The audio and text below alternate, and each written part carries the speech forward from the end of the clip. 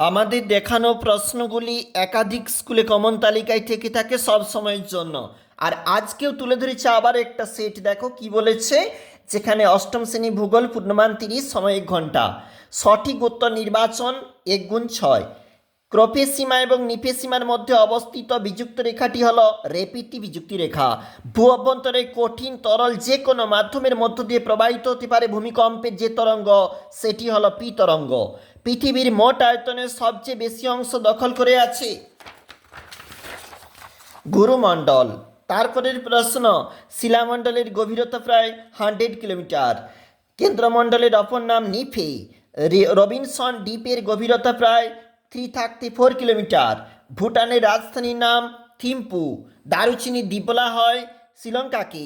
বাংলাদেশের প্রধান নদী পদ্মা। শ্রীলঙ্কার উচ্চতম সিংহের নাম পিদ্রুতালাগালা। এবং এখানে 2 মার্কের প্রশ্ন তুমি দেখতে পাচ্ছ। চলে যাচ্ছি এটা পরের পেজটা, দেখো এখানে কিন্তু প্রশ্ন রয়েছে বা 3 মার্কের রয়েছে, বা একটু নিচে যাবো, এখানে 5 মার্কের প্রশ্ন। শিলা থাকতে সব তোলা রয়েছে অবশ্যই সিলেবাস অনুযায়ী তোমরা দেখবে। ভিভিআই পরীক্ষার জন্য আমরা দেখছিলাম অষ্টম শ্রেণী জিওগ্রাফি।